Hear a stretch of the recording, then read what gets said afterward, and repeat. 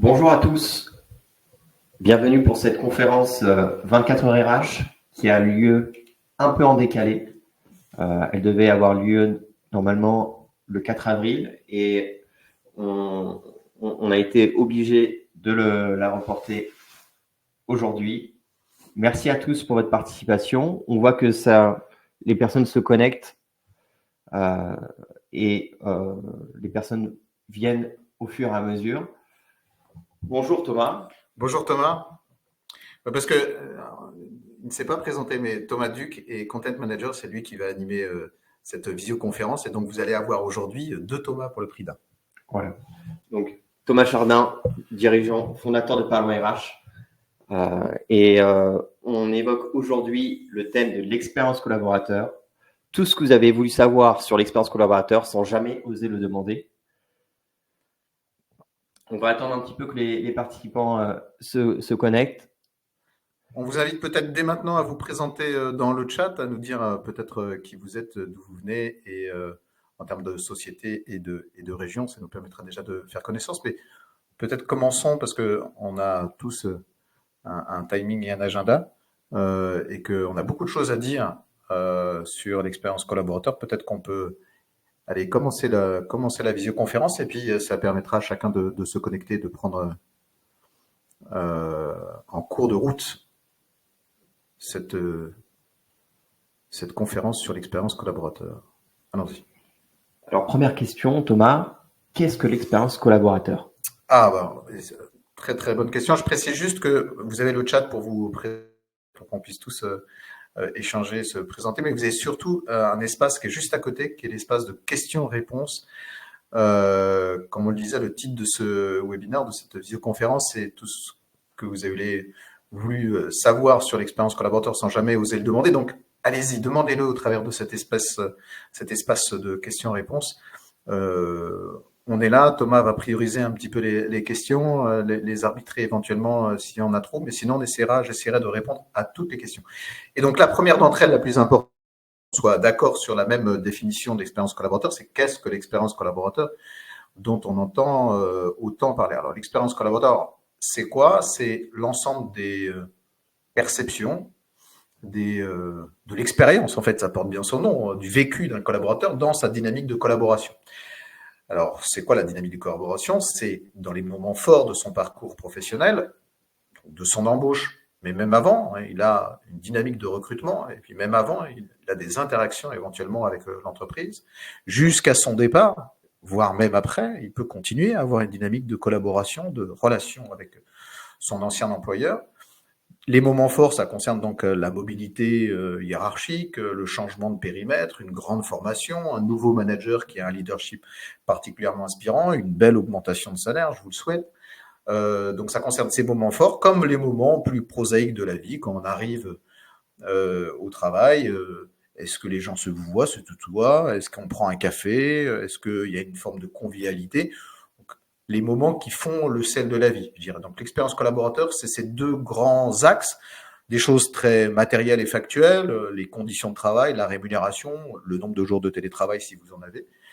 Et d'un autre côté, les choses plus immatérielles, la dynamique culturelle, presque la culture managériale, le sens qu'a éventuellement l'entreprise, ou le sens que le collaborateur perçoit de l'entreprise, ce qui n'est pas exactement la même chose, l'utilité qu'il perçoit de son activité, la qualité du lien social en interne et le rapport avec son manager, les managers et bien sûr l'élément essentiel avec ses collaborateurs.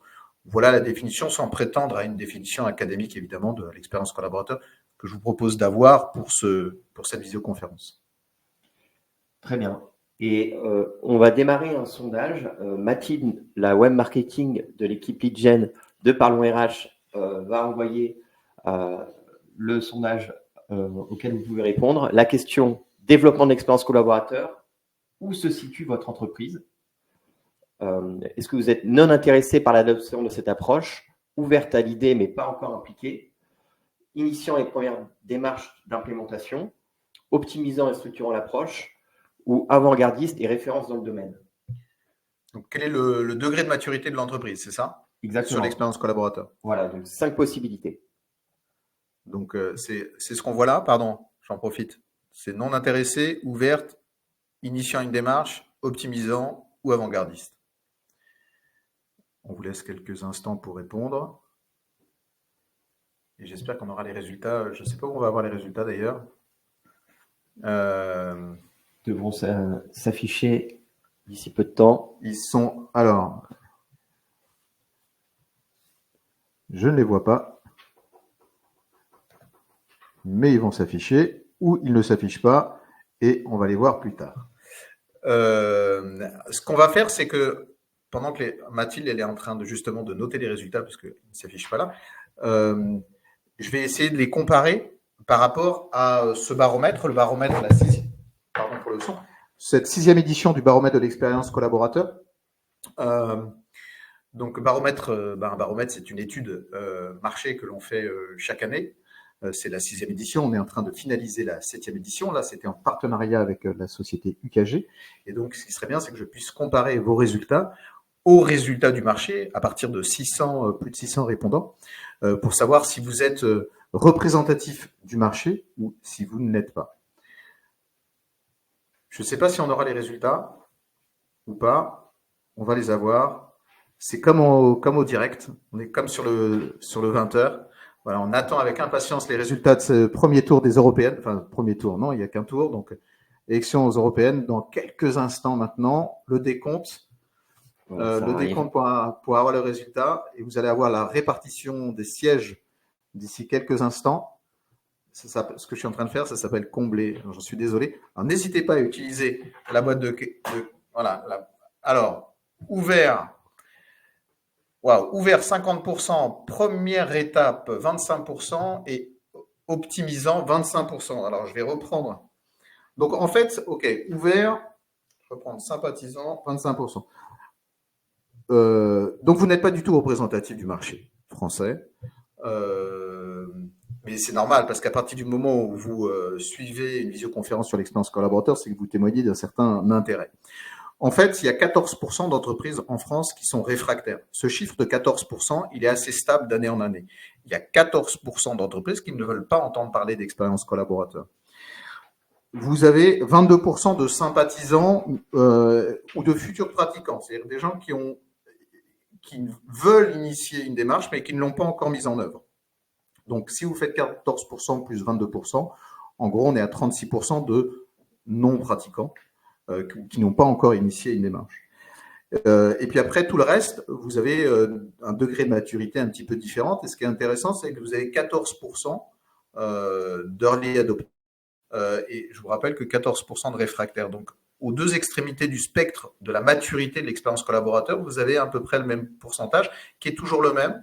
14% de réfractaires, ils ne veulent pas entendre parler d'expérience collaborateur et 14% de pionniers, d'inspirants et qui sont bien en avance. En fait, vous avez au milieu une espèce de ventre mou. Tout le monde veut pratiquer et tout le monde avance dans cette pratique d'expérience collaborateur. Pour le dire de façon plus claire, alors débat, vous avez tous les résultats, c'est pas facile à l'oral, mais vous avez tous les résultats qui sont dans ce baromètre et que vous pouvez télécharger sur le site Parlons RH et sur le site du KG également, gratuitement évidemment, avec beaucoup d'articles et d'infographies sur le sujet, donc il y a beaucoup de data. Pour résumer mon propos en un chiffre, vous avez 2/3 des entreprises qui pratiquent l'expérience collaborateur aujourd'hui, avec des degrés de maturité différents, mais 2/3 des entreprises qui pratiquent l'expérience collaborateur. Et Thomas, ça fait écho à la prochaine question. Comment l'expérience collaborateur a-t-elle pris son envol ces dernières années? Alors, elle a connu un développement, mais vraiment exceptionnel, fulgurant, et même assez surprenant pour la fonction RH. La fonction RH, dans tout ce qui se pratique ailleurs, elle est force de tempérance. Par exemple, sur le digital, il y a un taux d'équipement digital qui met un certain temps. Et bien, ce n'est pas du tout le cas sur l'expérience collaborateur. En fait, en 2019, vous aviez 25% des entreprises qui avaient initié ou mis en place une démarche d'expérience collaborateur, donc une entreprise sur 4. Et je viens de vous évoquer le fait qu'en 2023, c'est pas 2024, mais en 2023, on est à 2/3. Donc, on a un taux d'équipement, un taux de déploiement, de diffusion de la pratique qui est vraiment remarquable, qui est vraiment incroyable. Alors Thomas, on a une question dans l'espace questions-réponses. N'hésitez pas si vous en avez d'autres. Quels sont les moyens pour repérer les réfractaires et à l'inverse les early adopters? par rapport à leur communication ou leur non-communication, le fait qu'ils aient des labels spécifiques? Alors, il faudrait qu'on distingue la notion de communication de la notion de pratique. Hein. Souvent, c'est pas parce qu'on communique beaucoup qu'on pratique beaucoup, et la réciproque peut être aussi vraie. Ce que je dis là, c'est vrai pour la marque employeur, mais c'est aussi vrai pour l'expérience collaborateur. Donc, on n'a pas fait notre baromètre, il ne porte pas sur la communication ostentatoire des entreprises, factuelle, mais plutôt la perception. Hein. Le titre du baromètre, c'est le baromètre national de l'expérience collaborateur vu par les acteurs RH. Donc, c'est les professionnels RH. 2 tiers des répondants sont des professionnels RH.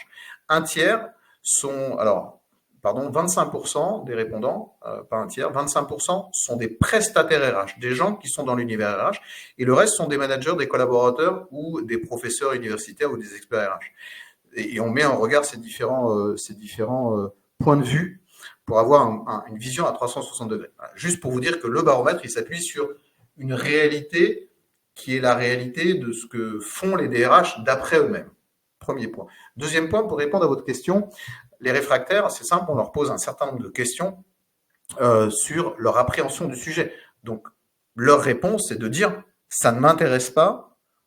Alors, je ne pratique pas l'expérience collaborateur, mais pour être réfractaire, il ne suffit pas uniquement de dire « ça ne m'intéresse, je ne pratique pas », c'est « je ne pratique pas, ça ne m'intéresse pas, et je n'ai pas l'intention de pratiquer », c'est-à-dire que je n'ai aucun projet. Voilà, c'est les trois cumulés.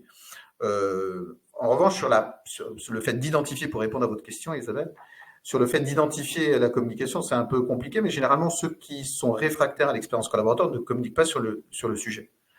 Voilà, quand on dit réfractaire, c'est-à-dire qu'ils sont dissociés de la démarche.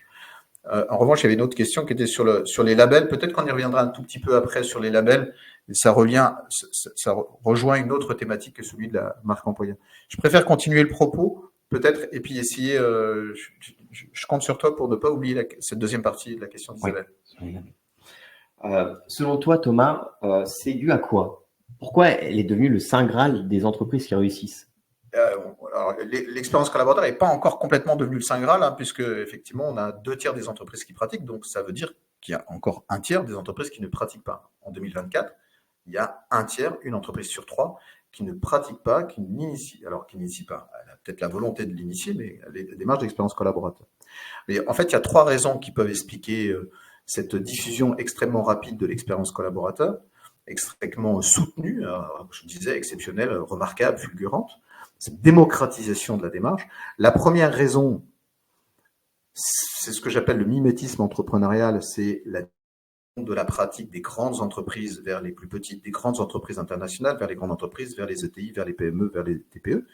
Ça, on le retrouve dans toutes les démarches, notamment RH, par les porosités de la collaboration. Ça commence souvent par les grands groupes et ça se diffuse après. Sur l'expérience collaborateur, il ne faut pas croire que les TPE sont très en retard par rapport à les ETI ou les grands groupes. On a 12 points d'écart de pratique. C'est beaucoup, 12 points, mais c'est pas non plus énorme. Donc, on n'a plus de la majorité des entreprises, parce que 12 points versus 66, on est à 54%, je crois, des TPE, PME qui ont initié une démarche. Donc, c'est la majorité. Mais voilà, on est plutôt à 75% dans les très grands groupes. Donc, ça se diffuse par les porosités de la collaboration, le mimétisme entrepreneurial. La deuxième raison, si tant est que la crise Covid ait eu des bienfaits, évidemment, je mets ça avec beaucoup de guillemets, en tout cas, elle a permis à l'expérience collaborateur à fortement se développer. Pourquoi? Parce que tout simplement, les entreprises qui pratiquaient l'expérience collaborateur sont plus agiles, plus résilientes et ont mis en œuvre une démarche, ont adapté leur organisation beaucoup plus rapidement. C'est pas nous qui le disons, c'est les entreprises elles-mêmes. On a mesuré ça plusieurs années de suite. On a plus d'entreprises, plus de salariés plus engagés dans les entreprises qui pratiquent l'expérience collaborateur et moins de salariés moins engagés. Et ça, c'est vraiment le modèle hybride qui a impliqué ce… Alors, c'est pas le modèle hybride, c'est le fait de pratiquer l'expérience collaborateur. Il faut distinguer les deux. Après, il y a une corrélation entre les entreprises qui pratiquent l'expérience collaborateur et l'hybridation organisationnelle. Ça, c'est vrai. Ce qui est toujours très difficile dans les liens de corrélation, c'est les liens de causalité. Est-ce que c'est parce que je pratique l'expérience collaborateur que j'ai une hybridation organisationnelle plus facile, plus développée, ou est-ce que j'ai une hybridation organisationnelle, ce qui sous-entend une expérience collaborateur plus développée? On pourrait avoir le même raisonnement de la performance économique et la performance sociale. Qu'est-ce qu'est la poule, quel est l'œuf. Alors, je reviens juste sur un point parce que ça me semble important. Je reviens sur ce que j'ai dit en termes de bénéfices. 12 points, pour donner des chiffres, il y a 12 points de salariés dans les entreprises qui pratiquent l'expérience collaborateur et 10 points de moins de salariés moins engagés. Grosso modo, vous avez une dynamique d'engagement qui est soutenue. Ça se sait, ça se voit, c'est visible et donc ça se propage. Dernière raison, après le mimétisme entrepreneurial et le Covid-19 ou la crise sanitaire, la troisième raison, on va appeler ça le contexte de la crise dans lequel on est, notamment de permacrise RH.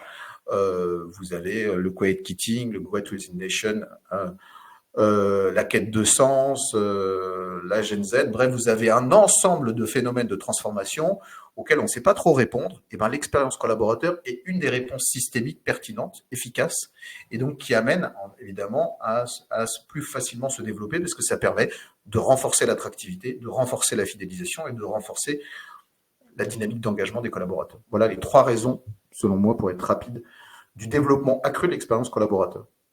D'accord. Et par rapport aux ingrédients clés d'une expérience collaborateur réussie, est-ce que tu en vois qui se démarquent?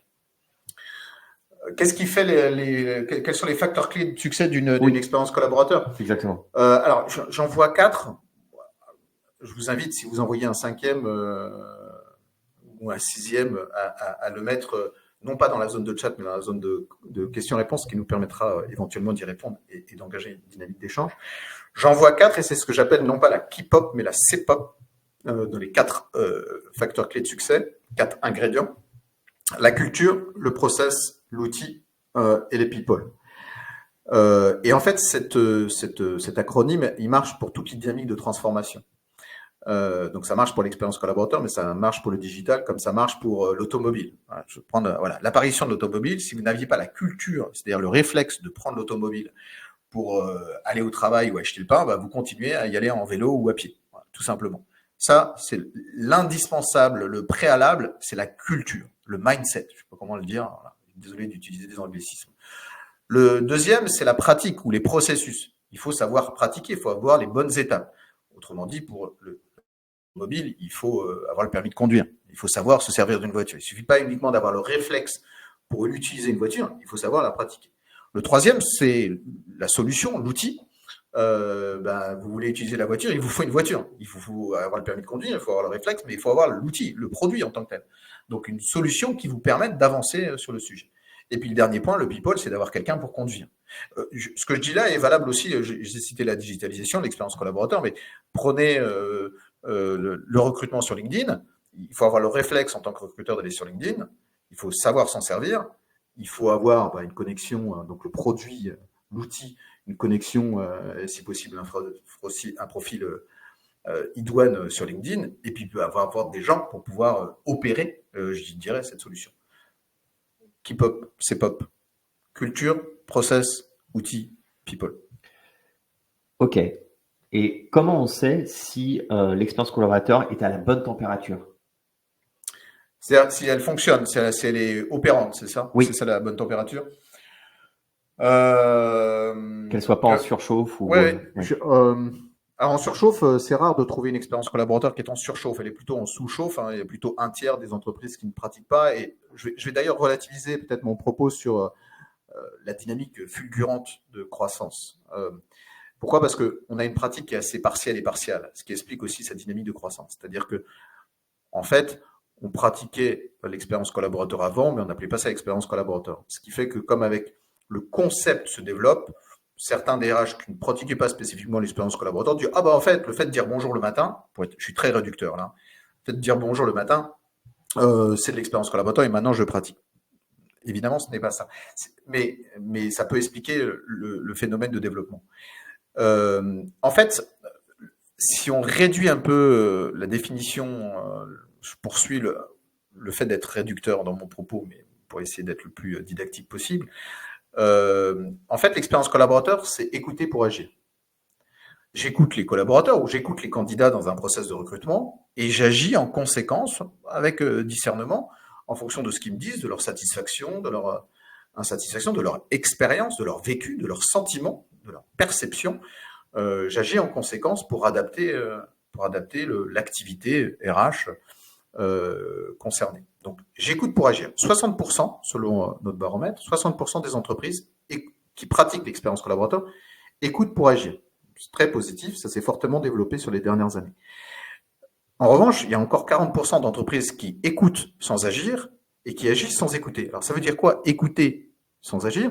Ça veut dire que je mets des baromètres, des tensiomètres, des thermomètres, peu importe, je mets beaucoup d'indicateurs qui questionnent les collaborateurs pour recueillir leur perception, mais je n'agis pas. Ok. Ça, c'est écouter sans agir. Et puis, on a le versant qui est agir sans écouter, qui est dire je n'écoute pas les collaborateurs. En revanche, je pars du principe que je sais ce qu'il faut faire et j'agis en conséquence. Donc, si je poursuis le propos, par exemple, sur la partie recrutement, aujourd'hui, une majorité des entreprises ont des difficultés de recrutement. 62% si on regarde le baromètre des besoins de main-d'œuvre de Pôle emploi, 64% si on écoute l'APEC. Bon, vous voyez, c'est très proche. Hein. Et pourtant, la majorité, 90% des entreprises n'écoutent pas ce que pensent les candidats. Quand je dis 80%, c'est pas incantatoire. Hein. Le chiffre, il est dans le baromètre. 90% des entreprises ne se soucient pas de ce que pense le candidat dans un process de recrutement. Donc, le fait de ne pas récolter comme ça les feedbacks lors d'un process de recrutement, ça empêche finalement l'entreprise de progresser et de faire progresser son expérience collaborateur? Elle ne peut pas progresser si elle n'écoute pas les clients de son process. Là, on parle du recrutement, mais elle ne peut pas progresser. Elle ne peut pas avoir la science infuse. Alors, ça ne veut pas dire pour autant qu'il ne faut pas faire que écouter les collaborateurs. Bien évidemment, il faut avoir aussi on a ses propres contingences, ses propres contraintes et ses propres idées. Ça, c'est évidemment très important. Mais on ne peut pas améliorer l'expérience collaborateur si on ne recueille pas la perception. On est encore une fois, l'expérience collaborateur, c'est un sentiment, c'est une perception. Et cette perception est une réalité. J'ouvre une petite parenthèse qui me semble importante à ce moment de la visioconférence, c'est que on a toujours été soucieux, quand je dis on, je m'associe aux professionnels RH, de la qualité et notamment de la conformité, de la lecéité des livrables qui sortaient de la DRH. Le fait que ça soit conforme. Le fait que les collaborateurs aient une perception plus ou moins positive de ce qui était produit, ce n'était pas le sujet. Je prends un exemple, 80% des salariés pensent que la paye est fausse en France, et que l'employeur les gruge. Est-ce que c'est la réalité? Non, ce n'est pas la réalité. Ce n'est pas la réalité factuelle. Non, on doit avoir. Alors, je ne veux pas ouvrir un débat sur qu'est-ce qu'une paye juste, mais parce que là, on pourrait en parler des heures. Il faudrait faire une autre visioconférence sur le sujet. Mais voilà, il y a peut-être 1 ou 2% de paye fausse en France. Ce que je veux dire, c'est ce qui est important, c'est que pour les collaborateurs, la paye est fausse dans leur perception. Et donc ça, il faut pouvoir le corriger. Donc si on ne les écoute pas, on ne peut pas le corriger. Donc c'est une sorte d'amalgame, en fait, qui peut avoir lieu, une différence de perception, en effet, entre le collaborateur et puis la réalité. Alors, en fait, il faut que ça soit. C'est pas un amalgame, il y a une petite connotation péjorative. Moi, je pense que la perception des collaborateurs, comme les pratiques employeurs, doivent être en congruence. C'est-à-dire qu'on ne peut pas penser que c'est faux, que la paye est juste. Par contre, il est normal de penser que la paye est fausse si elle est vraiment fausse. En revanche, si elle est juste, je prends la paye, mais prenons le process de recrutement. Si on pense que notre process de recrutement est super innovant et extrêmement rapide et qu'on met 4 semaines, en mettant 4 semaines à répondre à un candidat, ce qui fait qu'on perd des candidats, si on n'interroge pas le candidat, on ne le saura jamais, en fait.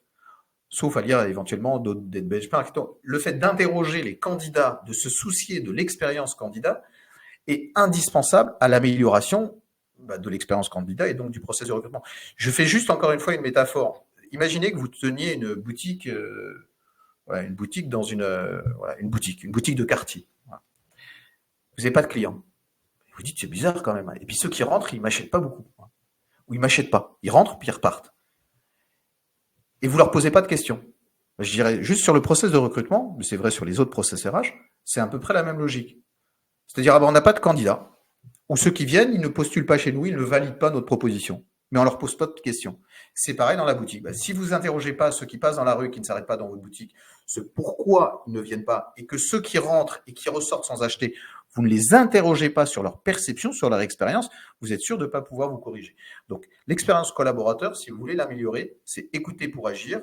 Et ça, dans une dynamique un peu, continue, une forme de process d'amélioration continue, c'est-à-dire dans une logique, dans une démarche cinétique, c'est écouter pour agir, j'agis et donc je réécoute les collaborateurs, etc. Est-ce que vous avez des questions justement par rapport à cette réponse apportée sur la bonne température de l'expérience collaborateur? On va aller très vite sur les mythes de l'expérience collaborateur à déconstruire, donc les éventuelles fausses croyances que l'on peut avoir sur le sujet. Thomas, est-ce que tu as des mythes de l'expérience collaborateur que tu souhaites en effet relever et Je peux vous en partager deux ou trois, mais voilà, je vous invite à les mettre en question-réponse. La première, c'est que l'expérience collaborateur, c'est coûteux. Alors, c'est souvent, en tout cas, ce qui m'est dit, c'est que waouh, ça coûte super cher, c'est pour ça qu'on ne le fait pas. Non. Non, dans le super cher. Est-ce que ça coûte? Oui, et ça compte du temps, d'abord du temps. Revenons juste à la notion de culture. Prenons le process, par exemple, d'onboarding, qui est souvent évoqué dans une démarche d'expérience collaborateur. L'onboarding, c'est d'abord une posture, c'est d'abord une culture de l'accueil. Faire en sorte qu'un collaborateur se sente attendu, se sente attendu même presque avant en pré-boarding. Hein. Avant qu'il n'arrive, il faut qu'il se sente attendu. Et quand il arrive, il constate qu'en fait, effectivement, il est attendu. Ça, c'est quoi? C'est du temps. C'est une posture. Qu'on ne dise pas, tiens, le fait d'accueillir un nouveau collaborateur, pas uniquement en termes de process, est-ce qu'il a son PC, si tant est que ce soit un collaborateur qui travaille sur PC, mais son badge, etc. Pas que ça. D'abord, se sentir attendu. Donc ça, c'est du temps et c'est pas de l'argent. Donc non, ce n'est pas coûteux que d'avoir une démarche d'expérience collaborateur.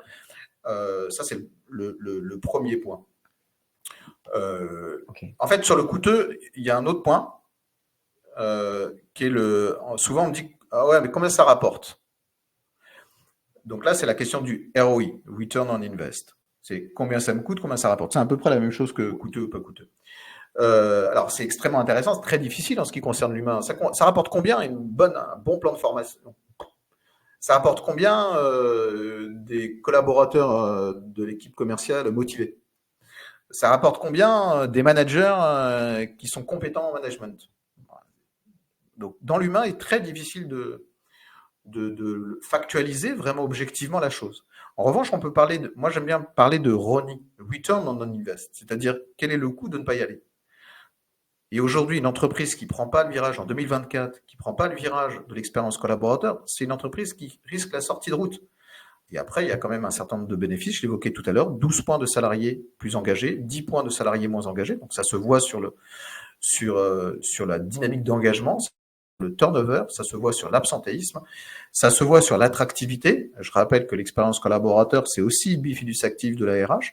Ce qu'elle fait à l'intérieur auprès des collaborateurs se voit à l'extérieur. Je parlais tout à l'heure de porosité de la collaboration entre les entreprises par rapport à l'autre, mais ça se voit aussi, évidemment, au sein de l'entreprise et vis-à-vis de son marché extérieur. Hein.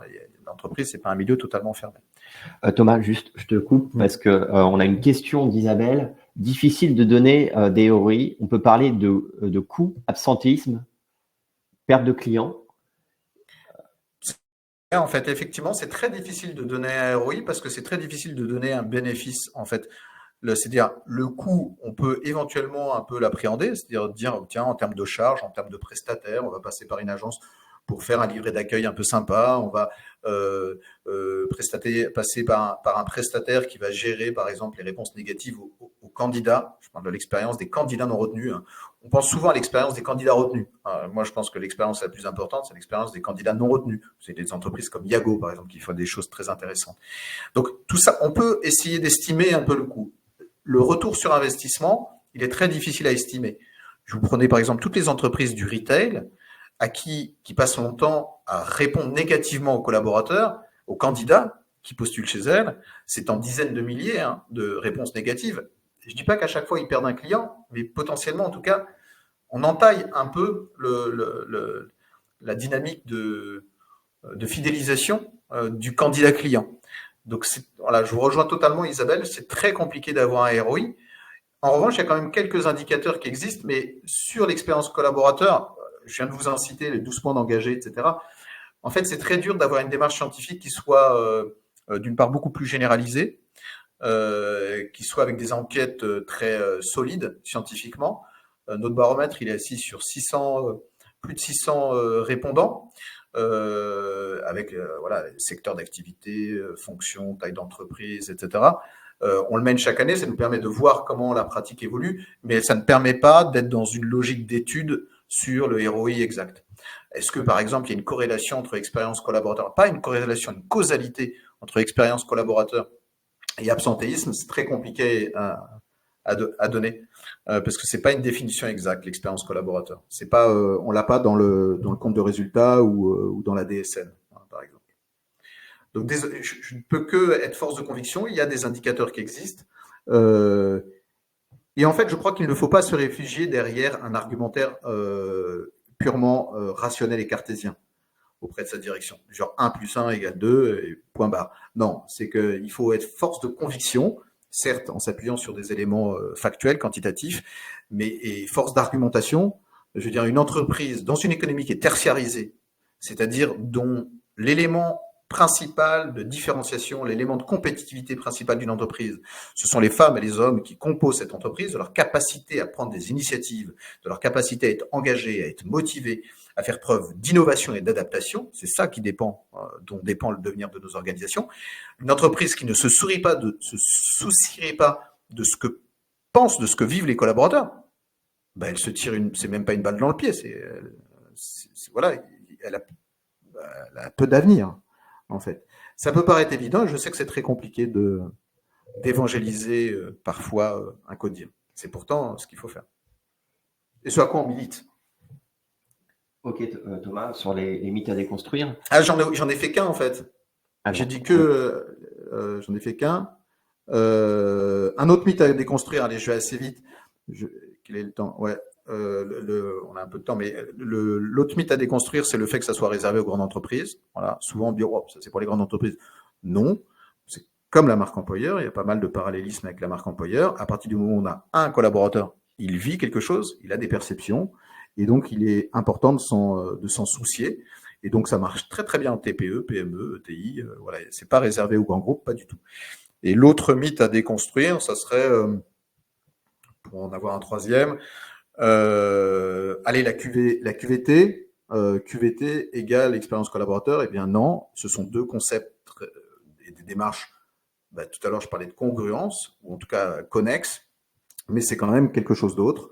La QVT traite des conditions de travail, de la qualité de vie, de la sécurité au travail. L'expérience collaborateur traite des perceptions.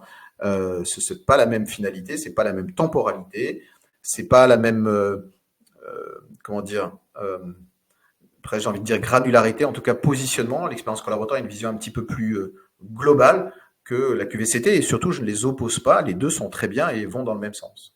Mais c'est pas la même chose. Ne faisons pas, tu parlais d'amalgame tout à l'heure, QVCT et expérience collaborateur, ce ne sont pas les mêmes sujets.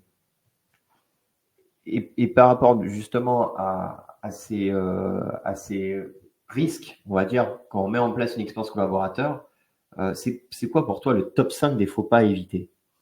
Comment bien se planter, en fait? C'est ça la question, c'est comment c'est un peu ça la question. Exactement, ça oui. La première, c'est peut-être d'être comment dire, digitaphile. C'est-à-dire de croire de croire au 100% digital. Le 100% digital est une absurdité. Je préfère être tranché dans mes propos pour être le plus clair possible. C'est-à-dire que le digital est un moyen et pas une finalité. Ok, donc on peut pas faire sans l'aspect, on va dire, présentiel, humain. Le digital, c'est un outil. Le digital est un outil. On peut faire sans le présentiel on peut faire sans le présentiel, on ne peut pas faire sans l'humain. L'humain n'est pas forcément antinomique avec le distanciel. On peut très bien, par exemple, la formation à distance avant le Covid mettait beaucoup de temps à se diffuser et pourtant elle a beaucoup de bénéfices. Il faut pas être, en fait, il faut pas avoir une approche trop manichéenne des choses. Et on assiste parfois un peu à un effet de balancier sur l'expérience collaborateur comme sur le digital. On n'était pas équipé, on passe à 100% équipement en croyant que l'équipement va tout faire. Non, l'équipement digital peut créer une impulsion. Elle est structurante. Il y a plein de bénéfices à s'équiper d'un point de vue de solutions digitales. Mais ce n'est pas l'alpha et l'oméga de l'expérience collaborateur. Thomas, les autres faux pas, justement, que tu verrais rapidement, parce que c'est vrai que le temps passe.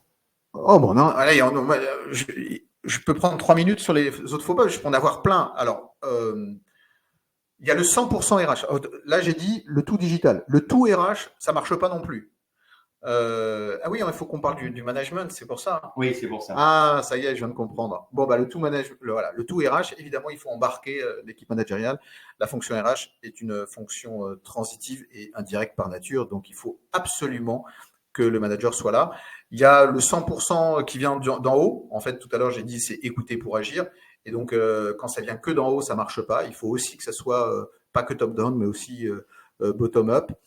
Et le 100% Big Bang aussi, de temps en temps, on n'avait rien en termes d'expérience collaborateur ou pas grand-chose, et tout d'un coup, on veut tout déployer d'un coup. Bon, ben non, là, la montagne est un peu grosse, donc il faut saucissonner, y aller étape par étape. Ok. J'ai essayé d'aller, je suis allé vite. Très bien. Et donc, on va passer à la dernière question, justement sur le management. On vous propose, Mathilde va lancer une courte vidéo dans la salle et justement où ça montre aussi l'importance du rôle de manager au sein de l'expérience collaborateur.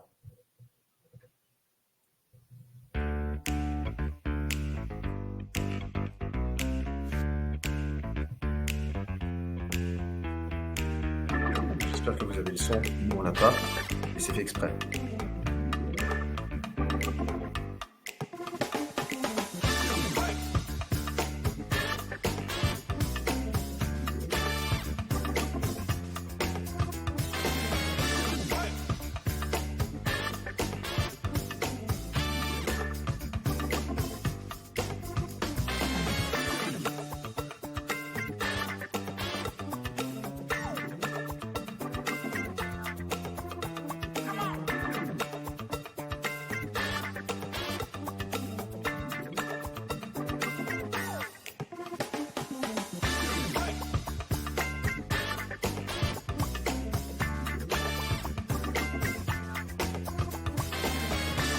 Alors, peut-être que vous avez des questions aussi qui vous viennent en regardant cette vidéo. Thomas, juste par rapport à cette expérience manager dont on parle de plus en plus.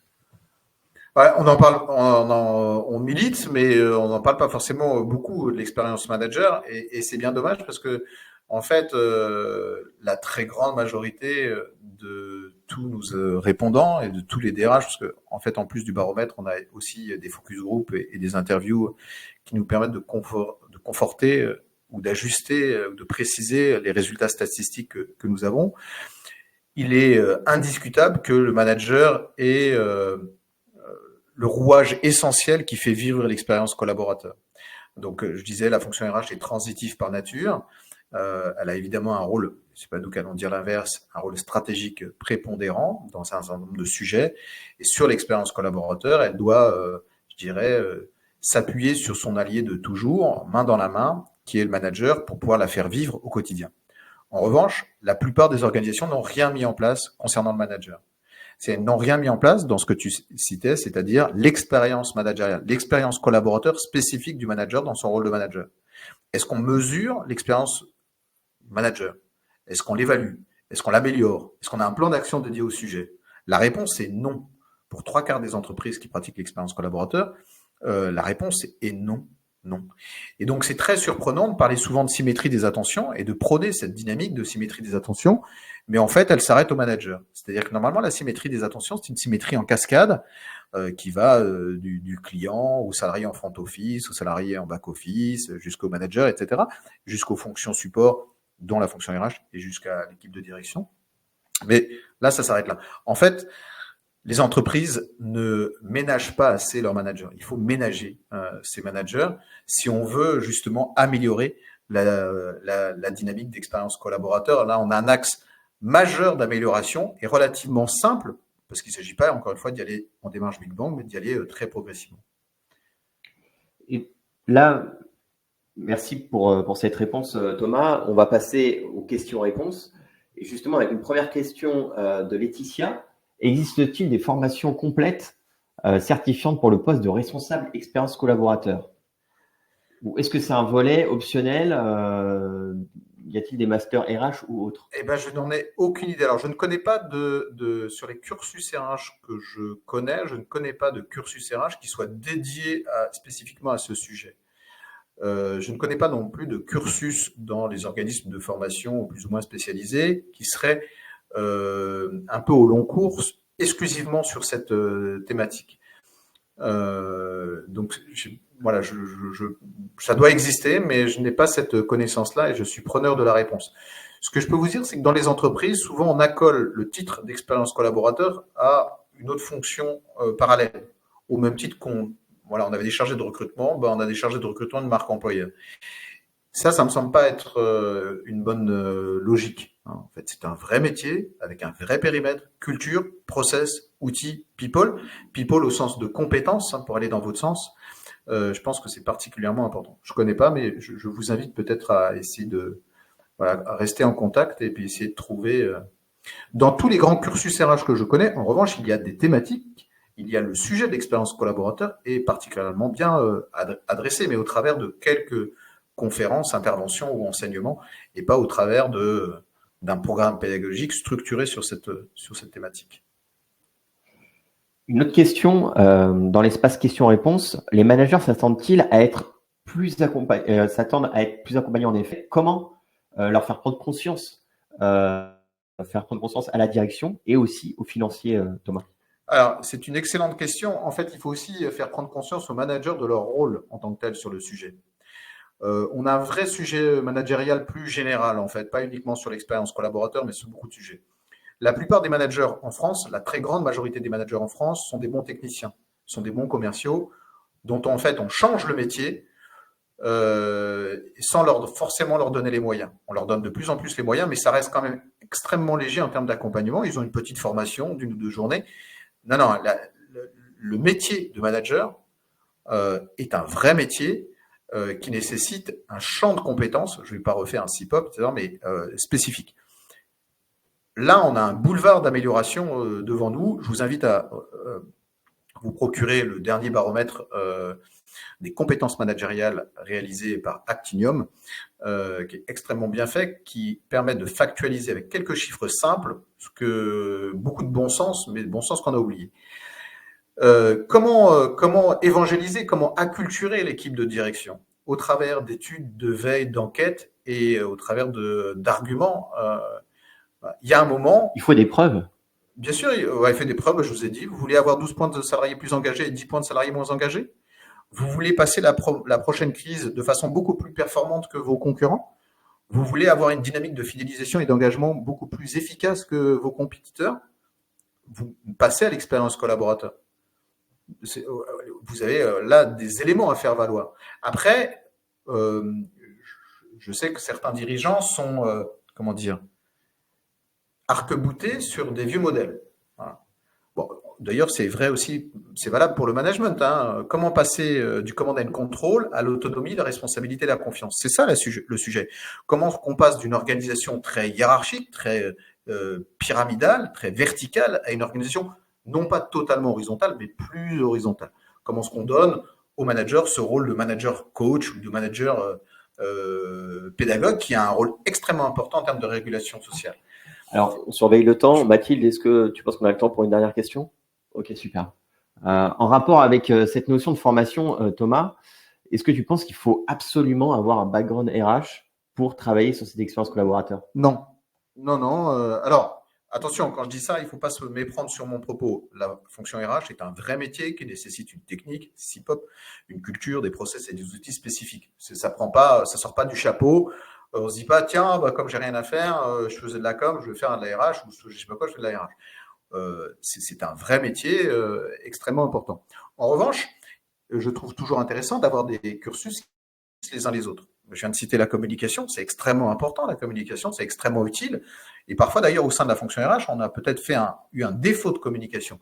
Et donc, ça peut être intéressant de s'inspirer, de s'acculturer, on parlait juste avant de l'acculturation, de personnes qui viennent de la communication, en ayant une dynamique d'apprentissage sur la partie RH, ou du marketing, ou du commerce.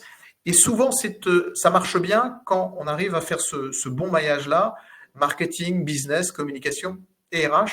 Là, ce sont des tandems. Il faut que ça fit bien d'une certaine manière, mais c'est des choses qui marchent bien. Donc non, je ne pense pas qu'il faille absolument être un expert de la RH pour pouvoir faire de l'expérience collaborateur. En tout cas, il faut le devenir. Ça oui, il faut avoir l'envie, l'ambition de le devenir. Mais avec beaucoup de bonne volonté. Je crois en la nature humaine et je crois qu'avec beaucoup de volonté, on est capable de tout apprendre. Merci Thomas. C'était une belle phrase comme ça de fin. À cette question. Nous arrivons à la fin de ce live. Merci à tous pour votre participation et aussi pour les questions posées qui a permis aussi de lever certaines zones d'ombre. Je l'espère en tout cas. Thomas, est-ce que tu as un dernier mot à ajouter? Un seul mot? Un petit peu plus. Un petit peu plus? Non, s'il n'y avait qu'un seul mot, ça serait amour, parce qu'on parle d'émotion, on parle de sentiment, on parle de perception, on parle d'affection, d'ailleurs dans les deux sens du terme, le sens positif de sentiment, mais l'affection, ça peut être aussi la santé. Voilà, je pense que avec l'expérience collaborateur, on est sur ce sujet-là, qui est un sujet qui ne rentre pas dans l'entreprise souvent. Je pense qu'il faut le faire rentrer et le diffuser. Donc, je voulais juste avoir un témoignage envers tous les professionnels RH qui est « je vous aime », on vous aime chez Parlons RH et qui aime bien, parfois châtie bien. Donc, vous avez intérêt à passer à l'acte plus activement sur l'expérience collaborateur. Pour finir, vous ne manquez pas notre prochain événement 24 heures RH qui aura lieu le 20 juin sur le thème du digital learning. Donc, on nous attend nombreux lors des nombreuses conférences qui sont au programme. Merci à tous. Merci, à bientôt.